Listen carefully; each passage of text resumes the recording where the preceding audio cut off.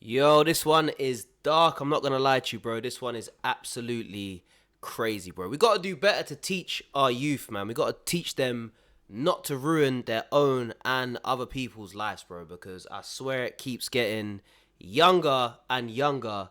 The age of the people committing these type of crimes just keeps getting younger and younger. Like, if I see like a bunch of 13-year-olds, 14-year-olds in a Canada Goose and that, I'm thinking they got a shank on them. And 99% of the time, they probably got a shank on them. So this story is outrageous, right? A 15-year-old boy has been given a life sentence with a minimum of 16 years for the murder of Sheffield teenager Harvey Willgoose. So let me show you. So this is the kid who's been sentenced to the life sentence, right?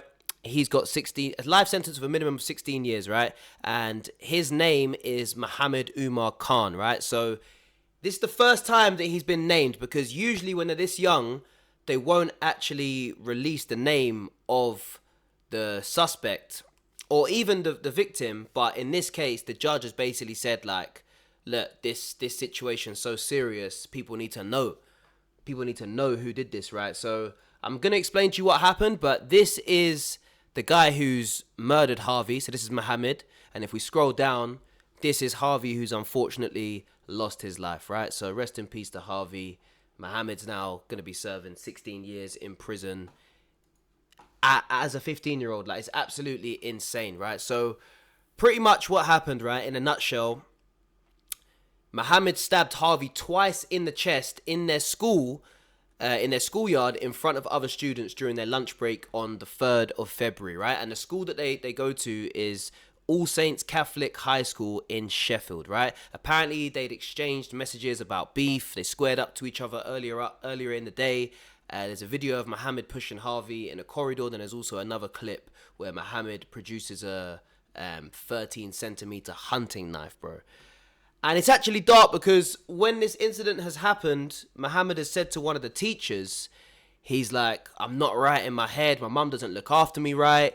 You know I can't control it. And apparently he's got a history of carrying knives in school. So if we take a look at this article here, this is kind of giving us a bit more information about Mohammed, right? So it's saying, what do we know about Harvey Willgoose's schoolboy killer? So here is some of the CCTV footage. This is Mohammed here posing with a shank. Like, he's throwing up a little... Is that a gang sign?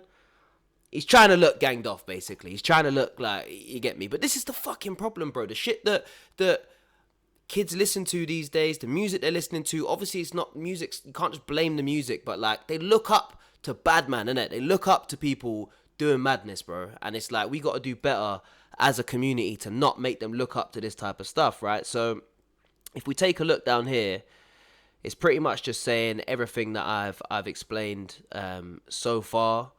But they're saying, during the murder trial, Khan's defense characterized him as the product of a troubled environment. I think it's important not just to blame this kid, because it's like, look, he's 15, he doesn't know what he's doing. Yeah, obviously he's murdered someone, which is absolutely outrageous, and yes, you're going to prison for the rest of your life for it, but clearly there's got to be issues going on elsewhere. So they're saying he was born in November 2009, and the teenager had behavioral issues and was disruptive in school.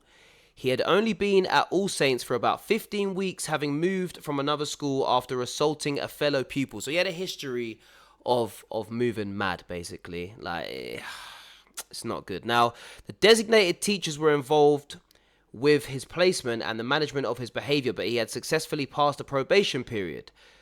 The jury heard there were some reports of difficulties at Khan's home, including claims of physical and emotional abuse, as well as malnourishment of him and his siblings.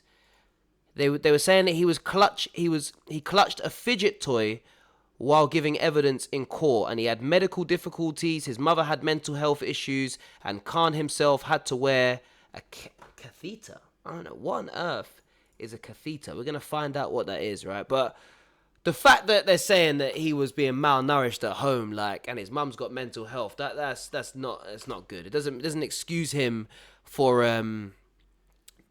doing the thing that he did. Murdering Harvey is obviously awful, but, you know, there's obviously a reason why he thinks these type of things are acceptable. So I've just Googled what a catheter is. A catheter is a thin, hollow tube inserted into the body to drain fluid or deliver medication. The most common type is a urinary catheter, which drains urine from the bladder into a bag. Oh, God. Either through the urethra or a small incision into the abdomen. Other types include intravenous, blah, blah, blah, blah, blah. So he's obviously got medical issues. That's why he has to wear a catheter. Now, look, they're saying after he killed Harvey, he was heard to say, "I'm not right in the head. Mum does not look after me right." And they're then talking about how Harvey's sister, she's a teacher. She said he's a 15-year-old boy. We'd like to think he didn't want to murder Harvey. He's just from a troubled background and services have let him down. See, the family's even understanding that, like, look, this is a deep situation. Harvey's mother, Caroline, echoed those sentiments, saying, "I feel sorry for him because I think he's been let down." Wow, they're saying they feel sorry for the murderer of their son. For them to say that, it's absolutely crazy, man. But at the same time, this is the situation that's going on. Now, they're chatting about bullying, poor treatment, and violence. While Khan claims that he had acted in self-defense when he stabbed Harvey, that was unfounded. It was apparent that the teenager had a violent temperament by abuse directed at him. Now, look, this is the video of him squaring up to him, and this is the knife that he used. I'm going to show you guys this video. Look, it's going to be down here. So look, this was in the corridor before it happened, right? And you can see, this is Harvey here. This is Mohammed kind of pushing him. But it doesn't really look like proper beef at this point. Like, now he's pushing him, but it kind of looks like he's smiling. Harvey's not really doing much back. Well, he's not doing anything back. But like, if he was really, really, really scared for his life there, he probably would have ran away, no?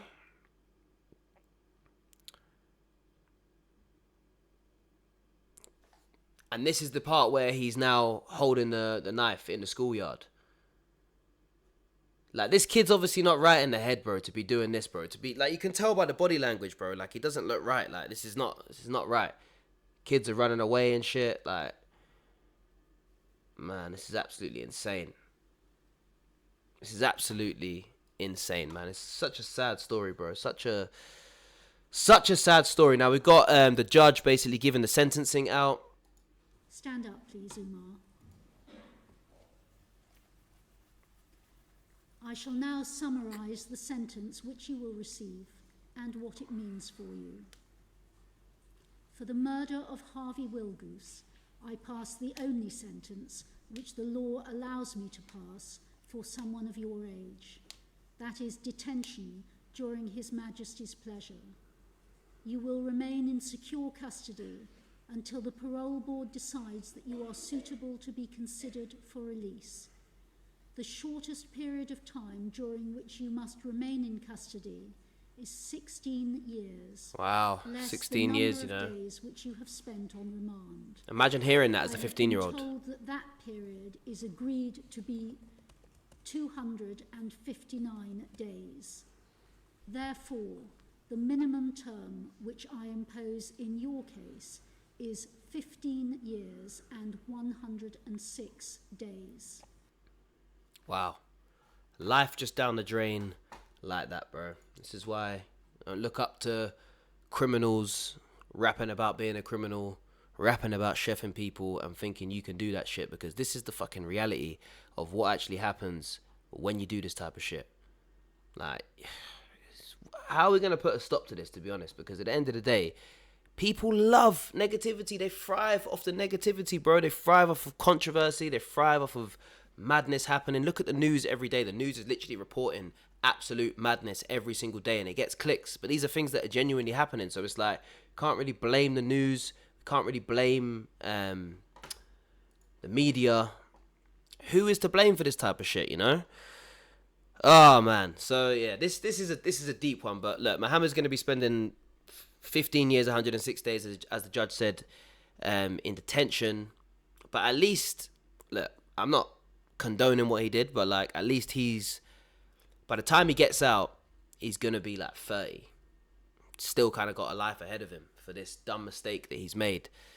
But then the family of Harvey, they've lost their son. So it's just like, bro, it's so sad, man. It's so sad, man. We really got to do better to teach the youngers to not do this type of shit and stop glorifying the wrong stuff, basically. Glorifying violence and negativity, because look, they look at this shit and it excites them, and then they end up doing this shit, and then now your life's down the drain and Harvey's dead, bro. So you guys let me know your thoughts about this one in the comments. Rest in peace to Harvey. My condolences go out to his family.